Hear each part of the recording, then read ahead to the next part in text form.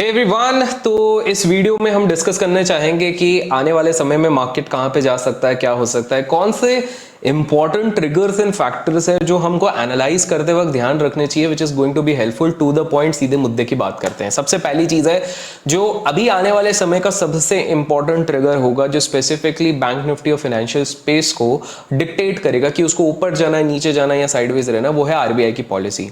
Well, जाने माने bank से जब पूछा गया, उनके मैनेजर्स से, उनके टॉप लीडर से पूछा गया कि बॉस आप लोगों को क्या लगता है किस प्रकार से ये पूरी तरीके से आएगी, तो एक मत ये निकल के आ रहा है कि जो 2015 का पहला क्वार्टर है तब तक फाइनेंशियल ईयर 2024 के, इनफैक्ट 2025 के फर्स्ट क्वार्टर तक कोई भी 25 के फर्स्ट क्वार्टर तक कोई भी रेट कट एक्सपेक्ट नहीं कर रहे हैं। इनफैक्ट वो सोच रहे हैं कि या तो बढ़ेगा या तो स्ट्रिंजेंट रहेगा, लेकिन घटेगा नहीं, ऐसा मानना है, बिकॉज ऑफ द इन्फ्लेशन का प्रेशर और बाकी सारी चीजों को लेके।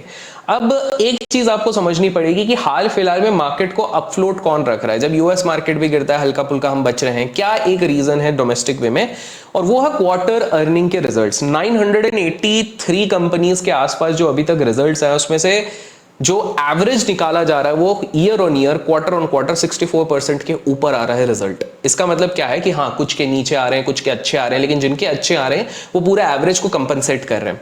एक इंपॉर्टेंट चीज जो देखी गई है, इससे पहले कि मैं निफ्टी और बैंक निफ्टी आप लोगों के साथ डिस्कस करूं, वो ये है दैट रेवेन्यूज घट रहे हैं। रेवेन्यूज कहीं ना कहीं year on year maximum companies के घट रहे हैं, जो कि एक सवाल उठा रही है कि फ्यूचर में चल के अगर कंजम्पशन घटा तो कहीं ना कहीं इस पे एक क्वेश्चन मार्क उठ सकता है।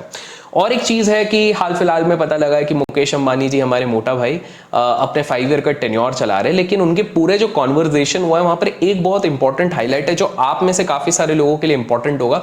उन्होंने एक चीज कही है कि फॉसिल फ्यूल्स ज्यादा समय तक नहीं टिकेंगे। हमने साइंस में भी ये चीज पढ़ी है कि renewable non renewable sources of energy के बारे में जब हम पढ़ते हैं तो हमें पता है फॉसिल फ्यूल्स बहुत ज्यादा समय तक नहीं रहेंगे। तो ये एक तरफ से इंडिकेशंस है कि अगर आप पावर बेस्ड स्टॉक्स में इन्वेस्ट कर रहे हैं तो कृपया करके उन्हीं स्टॉक्स में इन्वेस्ट कीजिए, उसी में निवेश कीजिए जो कि non renewable sources of energy, चाहे विंड हो, सोलर हो या फिर आपके हाइड्रो हो, इन पे जो डिपेंडेंट है उन्हीं पे कीजिए। अगर आपको दिख रहा है कि आपकी कंपनी जिस पे आपने निवेश करके रखा हुआ है वो केवल और केवल थर्मल पे डिपेंड कर रही है, कोल पे डिपेंड कर रही है, तो थोड़ा सा आपको सतर्क रहना चाहिए। बिकॉज गोइंग अहेड, देखिए मुकेश अंबानी जी ऐसे तो कोई बात बोलेंगे नहीं, और सिंपल सी बात है, he is a visionary leader, तो कहीं ना कहीं ये चीज हो रही है। और ये 5 साल का जो इंक्रीज टेन्योर है वो मुझे इसलिए भी लगता है कि जब मुकेश अंबानी जी इनके उम्र के थे, उनके बच्चे भी जितने उम्र के थे, तब वो शायद वेल इक्विप्ड थे।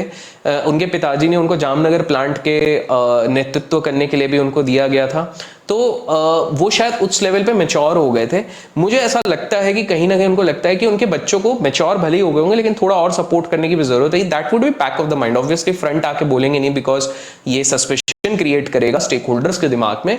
तो ये एक और चीज है। तो पावर वाले इंडस्ट्री वाले लोगों को इस चीज का ध्यान रखना चाहिए। वीडियो को लाइक नहीं किया तो लाइक जरूर कीजिए। अगर आप मेंटरिंग या कोर्स का हिस्सा बनना चाहते हैं, लिंक डिस्क्रिप्शन में मिलता है। YT15 यूज करके 15% ऑफ भी आपको मिलता है।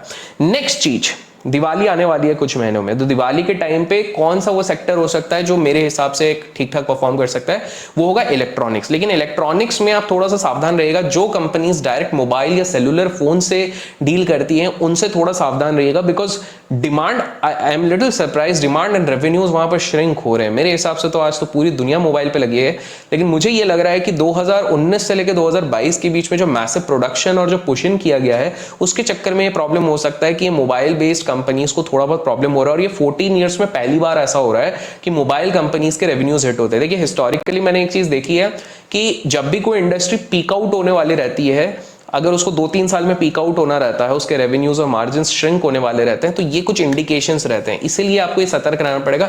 सिमिलर इंडिकेशंस कुछ टेलीकॉम फर्म्स पे दिखे थे, जिसके चक्कर में 2009 से लेकर 2020 तक आप देखोगे तो काफी सारी टेलीकॉम कंपनीज ने अंडर परफॉर्म किया था, कोई रिजल्ट नहीं दिया था। रिलायंस ने तो बाद में जियो अनाउंस किया था तो ऊपर गए थे, तो that is a different story, but नहीं किया था। तो ये एक और चीज है। और एक डर की जो चीज जो बनी थी वो FIIs ने अगस्त के पहले सप्ताह में 2000 करोड़ से ज्यादा का आउटफ्लो कर दिया हमारे मार्केट से, दैट इज पैसे निकाले हैं, which is actually not good. साथ में अगर गोल्ड बॉन्ड्स देखें तो 8 साल का, पहली बार 8 साल में एक मार्केट बीटिंग रिटर्न्स दिया है, which is again a good kind of thing for the market.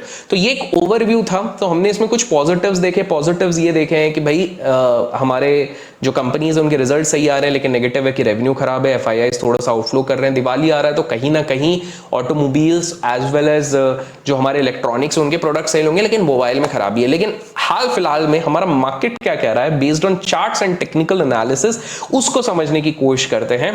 तो मेरे सामने बैंक निफ्टी का एक चार्ट है और ये मेरे खुद के कुछ लेवल्स होते हैं जिसके बेसिस पे मैं ट्रेड करता हूं।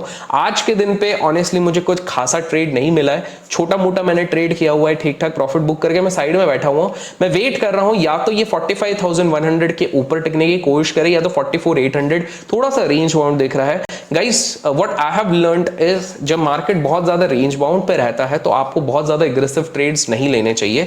मार्क लेवल्स मेरे स्क्रीन पे हैं अभी फिलहाल के लिए जो मैं देख रहा हूं, ऊपर की टेरिटरी में थोड़ा रेजिस्ट जरूर कर रहा है, स्पेसिफिकली फाइनेंशियल्स।